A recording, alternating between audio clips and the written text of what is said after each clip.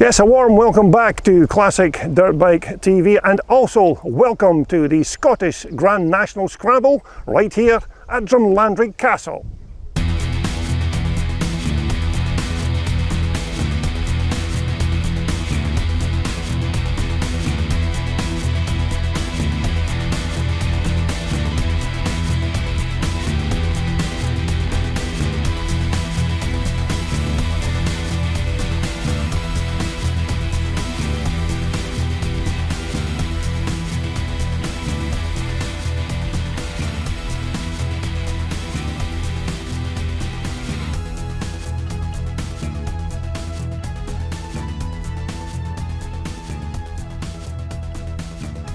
Yes, thanks once again for joining me here on Classic Dirt Bike TV, and as you can see, we've made the journey to the Scottish border town of Thornhill near Dumfries to hold the Scottish Grand National Scramble 2022, which of course is hosted by the well-respected Galloway Motorcycle Club. Now, this is a Friday prior to the Saturday and Sunday's Scrambles events, but there's still plenty going on around the paddock here on the Friday, with some trials riding around the perimeter of the track, and we also have a grass track scheduled for Friday night, so we may take a look at that later on here on CDB TV. But Saturday, of course, is the first of the Scramble days, and we'll have classes from pre-1968 right up to the pre-1984's bikes, and we will also have a similar race program for the Sunday. But not only that, of course, we have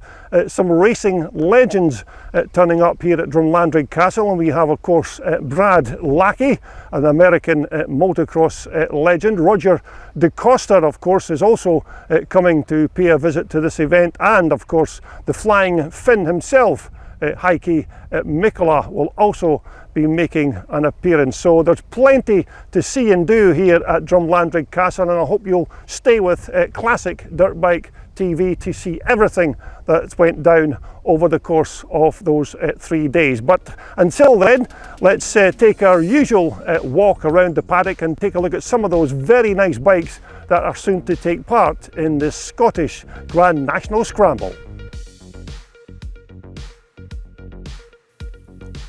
Yes, and as you can see, the paddock at this time on Friday morning was already nearly full to capacity of those lovely caravans and posh camper vans. But of course, my accommodation for the 4 days at Drumlanrig wasn't quite as glamorous as those around the paddock, and my limited finances here at Classic Dirt Bike TV meant that I had to make do with my trusty tent for the 4 days of the event, which was okay as long as it was dry. But of course, the howling rain on Friday morning made it a completely different story.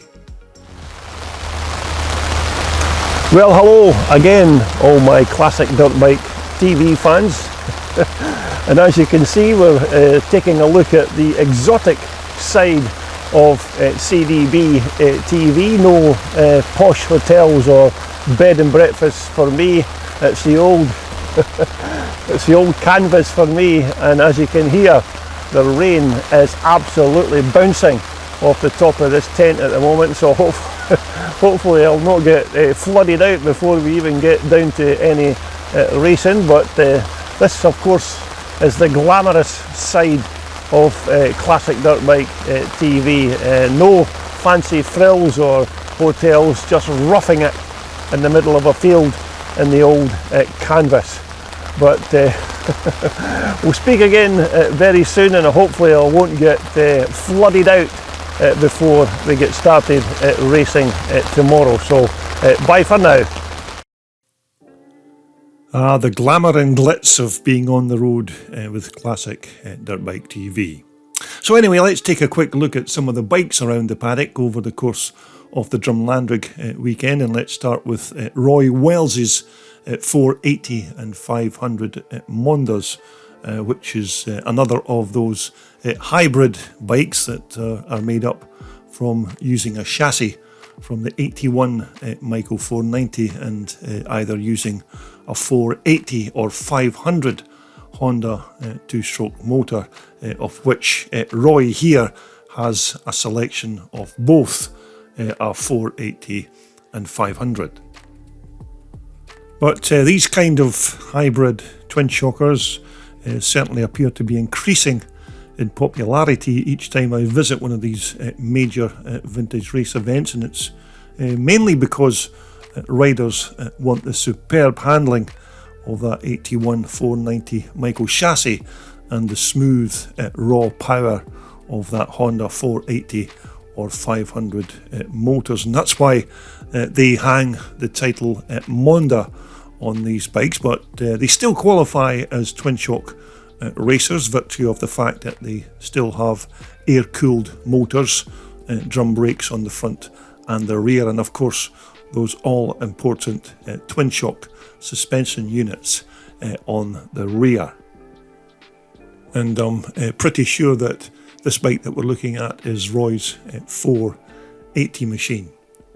Now, a Maico rear brake hub, of course, with the fins machined off and the alloy all polished up, and we've also got a replacement alloy CNC machined brake backplate on the front as well, along with those Maico forks. Now, Roy will be riding both these bikes in the pre-1984 under 50s class, so you should be able to catch a glimpse of this bike on the track when I post all of the racing footage from this weekend, which will be my very next video here on Classic Dirt Bike TV. Once more, a custom made alloy fuel tank on both of these lovely Honda machines.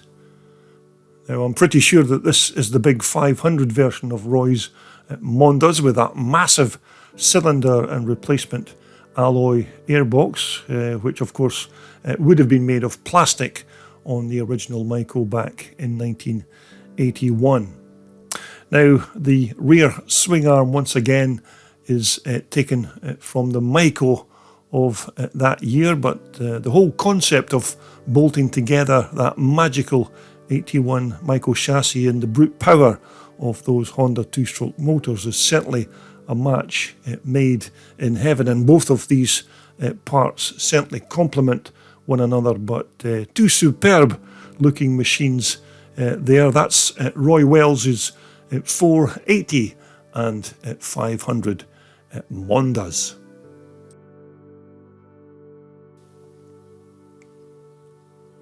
And so next in line we take a look at Andy Dykes' 1979 4-valve CCM.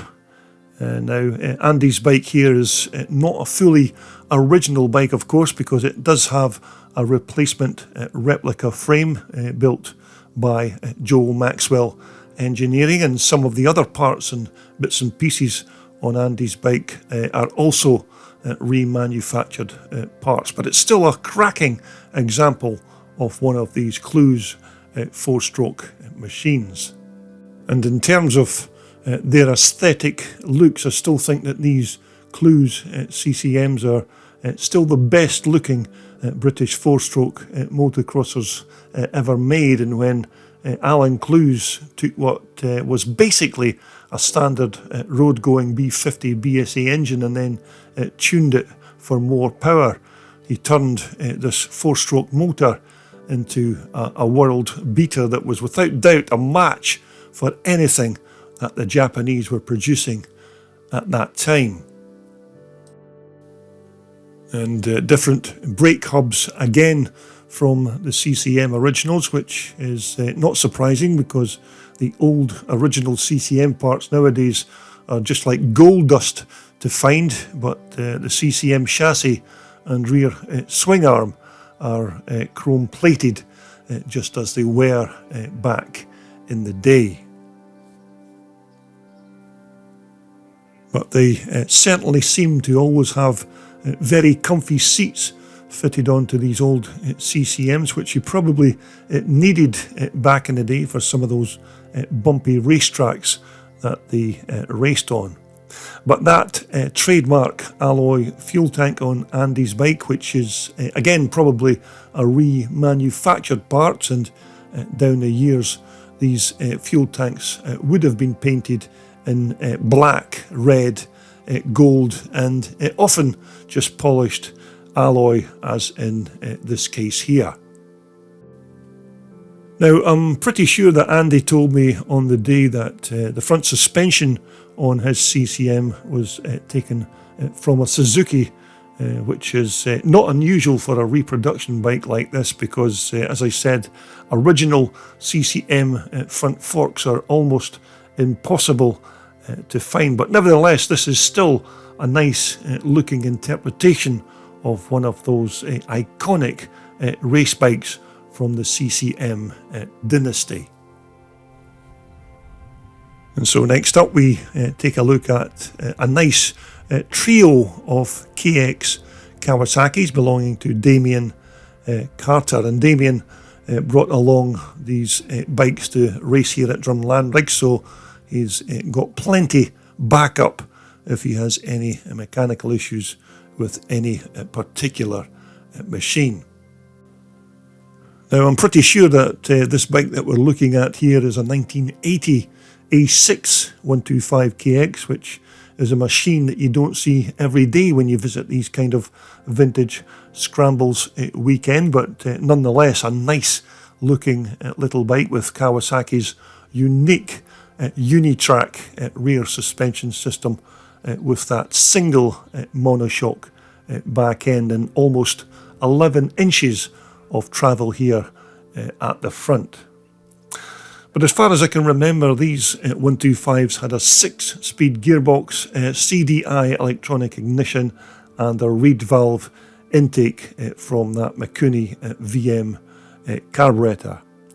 Now, I'm not sure what they were like to ride back in 1980, but I expect that they were quite quick and flickable, because I think they only weighed around the 190 pounds mark, and that was minus any fuel in the tank. But this other bike here is a 250 model, possibly from the same year, but maybe not in its original condition, which is not surprising considering that this bike will be clocking on to about 42 years old now. But it's still good to see these lesser used race bikes from that 80s era still out and about, because again you don't see many of these older KXs still being used as day-to-day racers. But a big well done to Damien for bringing along his trio of green minis to let everybody remember and reminisce when these Kawasaki's were the latest thing from the 1980s. But as I said, a nice trio of KX Kawasaki's, and hopefully we'll be able to see Damien take one or two of these bikes out onto the track when we watch the racing from this event, which will be coming soon. Okay, so next up we take a quick look at another Clues classic, and this is Ben Butterworth's 1974 580 CCM, another popular model from the Clues factory in 74 with that massive B50 engine, chromed frame, and of course that trademark slimline alloy fuel tank. Now you can also see here that Ben has the left hand side number plate panel removed, and that's because he's recharging the interspan ignition system, which is a completely self-contained ignition source which you charge from any 12 volt source like this car battery that Ben's using here. And that's why you often see these big 4-stroke bikes propped up against a van or a car with their bonnet up, because they're recharging this ignition system. But another nice British made 4-stroke with again a different set of forks on the front end, which certainly look like they could be Italian made Serianis. But just take a look at this motor, which is a work of art really in its own right, and it even looks like it could have been custom designed to fit inside that Clues chassis. And there's certainly no better sound than listening to one of these big ex-BSA B50 four-stroke motors fire up, because it has a very unique sound all of its own. And once more you can see Maico hubs are used once again on this bike, with the fins all machined off and the alloy all polished up. But certainly another nice Alan Clues CCM racer. That's Ben Butterworth's version of his 1974 580. Okay, so next up is Josh McCoo's 1974 GP400 Maico. Another of those old school classics from the 1970s, which were often referred to as the 74.5 or 74.5 bikes, which did have a bit more travel at the rear end than the stock 74 machines, and I think they also had rear shocks moved forward on the swing arm in that year. But for their day, these 74.5s were pretty awesome machines for their time, and these early 1970s Maicos were made world famous by the great Adolf Wheel, who raced these Maicos for the German factory between, I think it was 66 and 1978. And production models became known as AW Maicos in response to the many victories that Adolf had riding these bikes. But once again, Josh's bike here is not a fully stock machine from that year, as it does have a replacement exhaust expansion chamber and different shocks on the rear. But as far as I'm aware, many of these 74s did have these yellow painted fuel tanks fitted. But once again, another rare European bike from the German Maico factory. That's Josh McCoo's 1974 400. And sitting just beside Josh's Maico, we have Craig McCoo's old vintage classic, his 1965 Greaves 250, another British built machine from a time when these old Greaves Challengers were the staple diet for British riders like Dave Bickers and Badger Goss and many of the other British Scrambles legends of their day, who could be seen bombing their way around those very bumpy and muddy racetracks around the UK at that time. And you can see here on Craig's bike that even in the 1960s, Greaves were already using alloy as part of their bike chassis, when they had an alloy front down tube, with the rest of the frame being made up from very light tubular steel. And although these old Greaves were super light and very quick with that Greaves two-stroke motor, they never really enjoyed the technology that we have nowadays for the suspension systems, and it was a bit of a rough ride for those guys back in the day, but that never ever stopped them from winning races and championships. But again, it's still great to see these old classics still on the racetrack, and this featured bike here is just one of many Greaves machines that Craig has in his collection.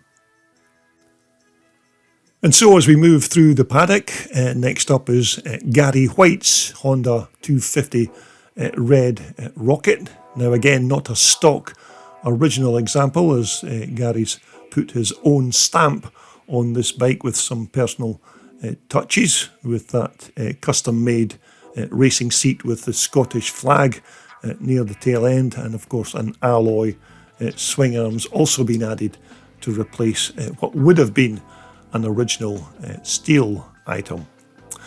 And Gary's also got a pair of Fox air shocks on the back of this bike, which for their day were quite innovative, and they did work quite well, although nowadays the sky's the limit when you're looking for rear suspension systems for your old twin shock classic, because there are so many makes and models now out there to choose from.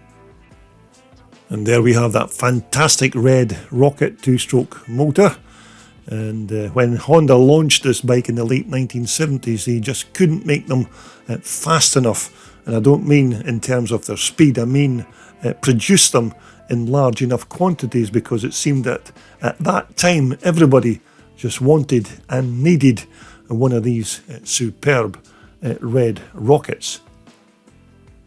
But these are still a very popular choice of bike for a twin shock race bike, because there's quite a lot that you can do with these rockets in terms of improving their handling and upgrading of the motors. But of course, back in the day, even straight out of its crate and in its stock trim, one of these Honda red rockets could still stick you on the top step of the podium. And so again, another nice 70s classic. That's Gary White's 250 red rocket. Okay, next up, another iconic machine of the early 1970s, and this is Chris Winder's 1973 Honda 250 Elsinore.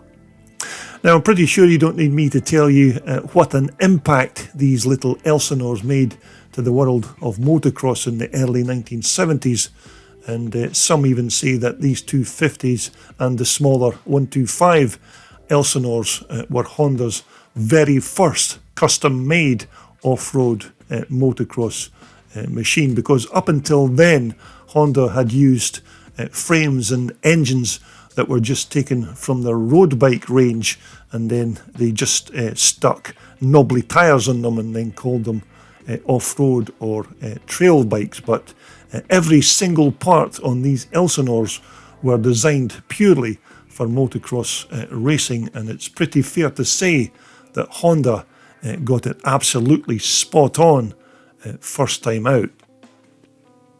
Now, this lovely exhaust expansion chambers, not an original part of course, but for me personally it's much better engineered than the stock pipe, and these underslung exhaust systems were a bit of a trademark on motocrossers of the 1970s, whereby later manufacturers then began fitting high level pipes that went over the top of the motor, and subsequently didn't receive as much damage on the racetrack.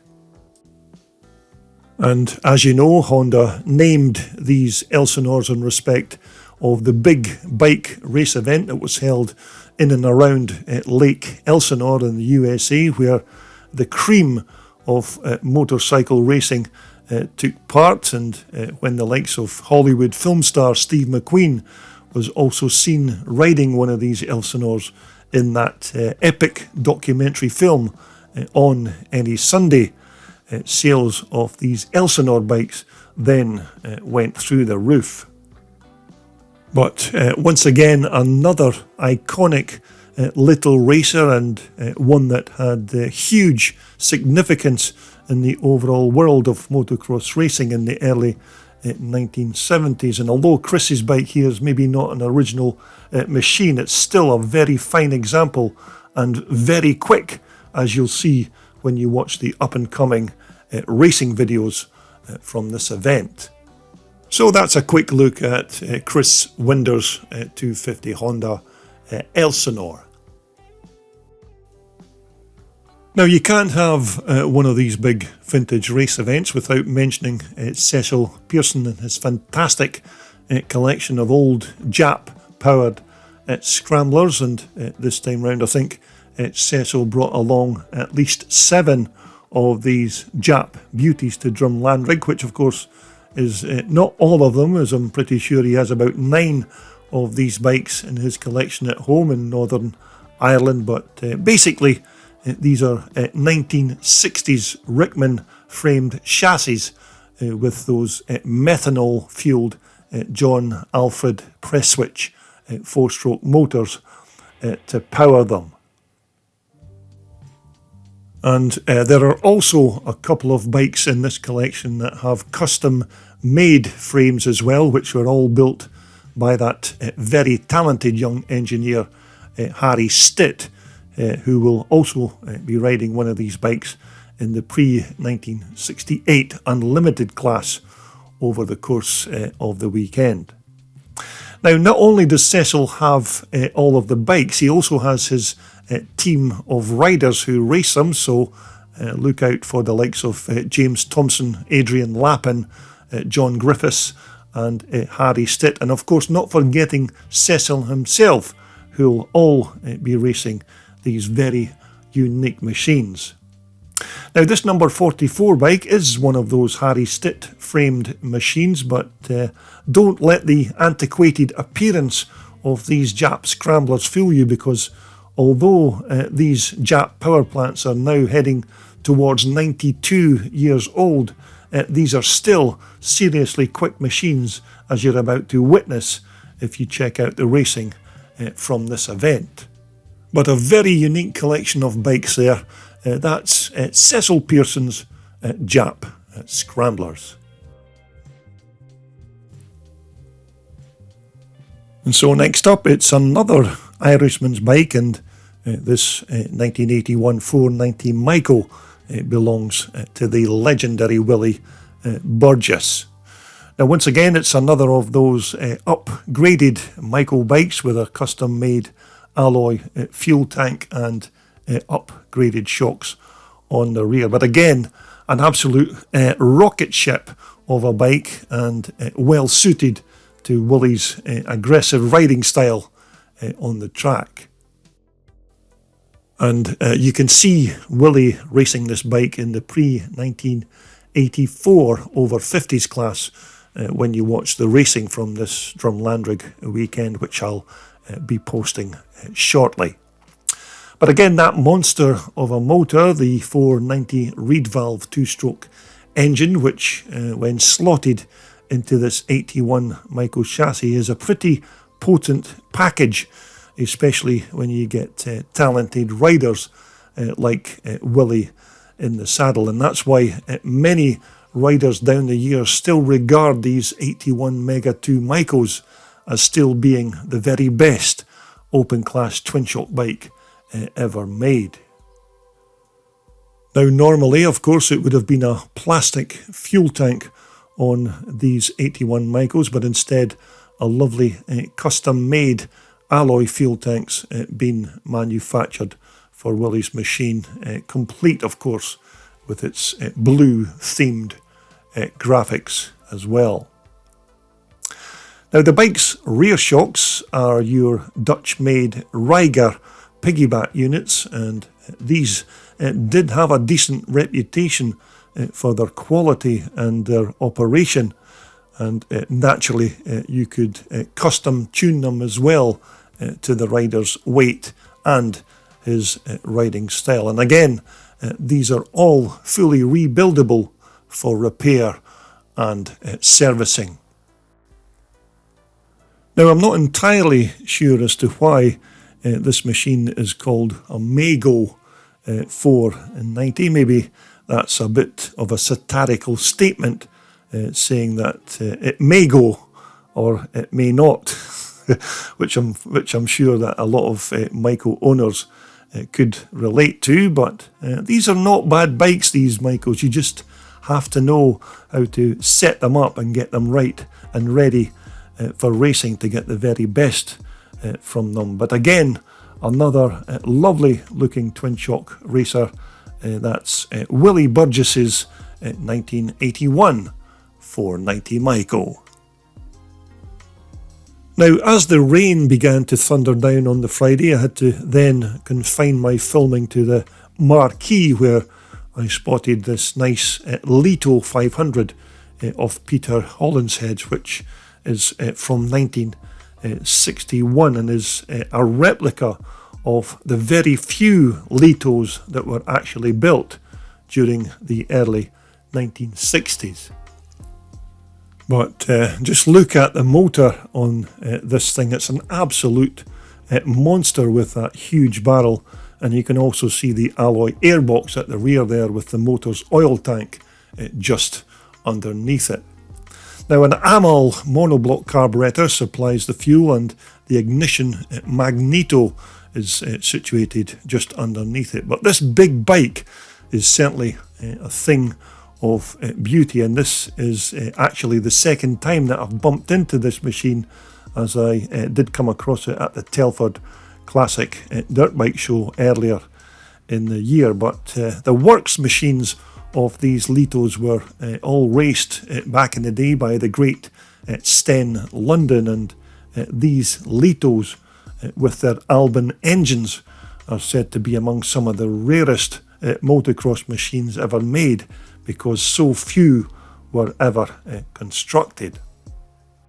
Now, I don't know an awful lot about the background on these bikes, but I'm pretty sure that these Litos were originally called Monarchs back in the 1950s, when Monarch specialised in building chassis and suspension systems. And it's documented that between 1961 and 1965, only 35 original Litos were ever made. But this replica bike of Peter Hollinshead is still a beautiful looking machine, and it's quite hard to distinguish this bike from the real deal.